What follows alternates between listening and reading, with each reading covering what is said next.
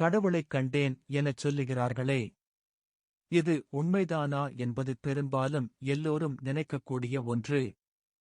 ஆம், எனக்கும் அது இருந்தது. இப்போதும் எனக்கு சந்தேகம் இருக்கிறது.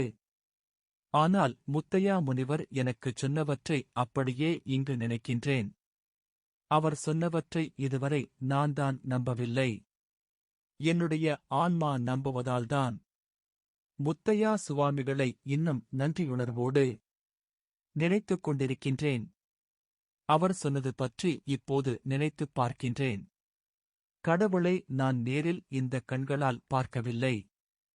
ஆனால் நான் அவரை முழுமையாக நம்பியபோது அவர் எனக்கு ஒரு புதிய ஞானக்கண்ணை திறந்துவிட்டார்.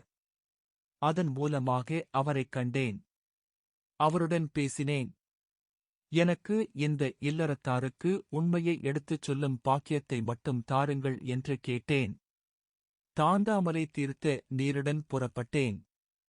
என் ஆன்மாவின் உறைவிடமான கடவுள் எனக்கு பிறப்பின் போது ஆக்கித் தந்த உடலுடன்தான் புறப்பட்டேன். அதன் இயல்பான மாற்றங்கள் பற்றிய கவலையை மறந்து புறப்பட்டேன். நான் பாலை மட்டும்தான் அருந்தி உயிர் வாழ்ந்தேன் என்பதையே என்னுடன் கூட இருந்தவர்கள் கூட நம்பாமல் இருக்கலாம். இந்த உடல் எனக்குப் பொருட்டல்ல என்பதைக் காட்ட ஒரே ஆடையுடன் பல வருடங்கள் இருந்துவிட்டேன். சிலருக்கு நான் நாற்றம் எடுத்திருப்பேன். இன்னும் சிலருக்கு என் இந்த உடலின் நாற்றம் தெரியாமலும் இருந்திருக்கும். நான் அவ்வாறு பலவரிடம் இருந்தேன் என்பது மட்டும்தான் உண்மை. அதனை யாரும் நம்பாமல் இருக்க முடியாது. இது சிலருக்கு புரியும். பலருக்கு புரியாமல் இருந்திருக்கவும் முடியும். சிலர் என்னை தூக்கிக் கொண்டு உலாவும் வந்திருக்கிறார்கள். அவர்கள் உண்மையான கடவுள் நம்பிக்கையுடன் என்னுடன் இருந்தார்களா என்பது அவர்களுக்குத்தான் தெரியும். அவர்கள் சில காலத்துக்குப் பின் என்னை விட்டு விலகினார்கள். நான் எதனையும் கருத்திலெடுக்கவில்லை. என்னை நம்பிய ஒரு சில ஆன்மாக்களாவது இறைவனிடம் நான் கேட்டதை நான் செய்ததை உணர்ந்தால் போதும் என்றே இருக்கின்றேன். என் உடலின் காலம் முடியப் போகின்றது. ஆனால் கடவுள் இன்னும் ஒரு ஆன்மா திடமாக கடவுளை நம்பி நான் கேட்டது போல கேட்டால் அவரும் உங்களிடம் வருவார். அப்போதாவது உங்களால் கடவுளை புரிந்து கொள்ள முடியுமா என எனக்கு தெரியாது என உரைத்தார். மெண்டிஸ் ஆகிய நான் எதையெல்லாமோ எண்ணி என்னையே ஏமாற்றிக் கொள்வதாக உணர்கின்றேன். அவர் கடவுளைக் காண்பது பற்றி சொன்ன முக்கியமான விடயங்களை இனி நினைத்து பார்க்கப் போகின்றேன். கடவுளே எவர் நேரே இந்த பூ உலக கண்களால் கண்டேன் என்று சொல்லியிருப்பாரானால் அவர் சொன்ன அந்த வேளையிலும் அவர் கடவுளை நம்பாதவர். அவ்வாறு கடவுளை இந்த உடலின் கண்களால் கண்டதாகச் சொன்ன அத்தனையும் பொய் என கடவுள் சாட்சியாக எனக்குச் சொல்ல முடியும். கடவுள் ஒருவரே இந்த பிரபஞ்சத்தில் இருக்கிறார். அவரை ஊனக்கண்ணால் பார்க்க முடியாது.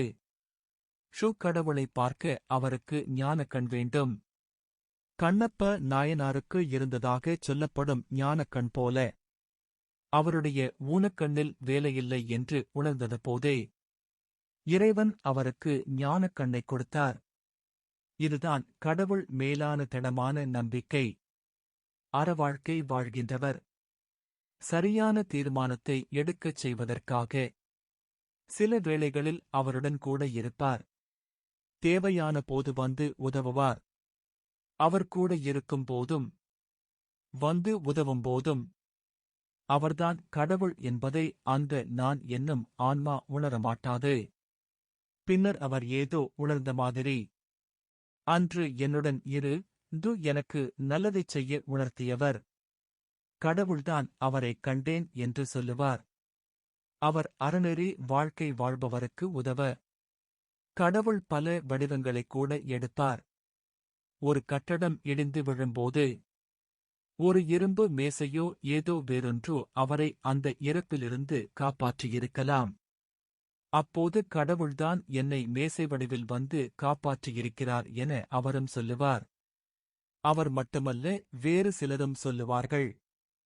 கடவுள் யாருக்கும் புதிதாக எதையும் கொடுப்பதில்லை. கல்வியையோ செல்வத்தையோ வீரத்தையோ கொடுப்பதில்லை. ஞானம் என்னும் தீர்மானம் எடுக்கும் ஆற்றலை மட்டும்தான் ஏற்படுத்துவார். அங்கு காப்பாற்றப்பட்டது பிறப்பின் போது அனுப்பிய உயிர்தான்.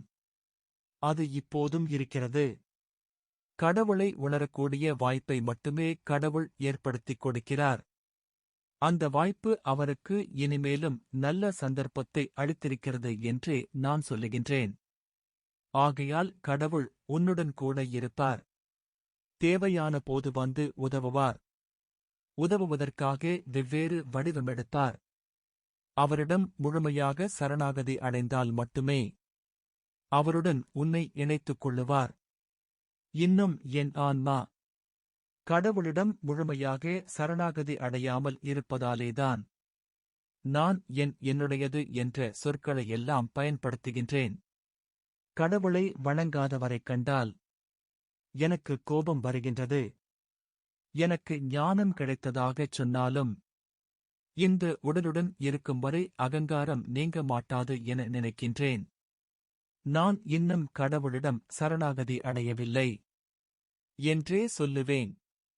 முத்தி இன்பத்துக்கு அவர் எனக்களிக்க வேண்டிய பூரணமான புள்ளிகளை அவர் இன்னும் எனக்களிக்கவில்லை. ஓம் முருகா, ஓம் முருக் கடவுளே சரணம்.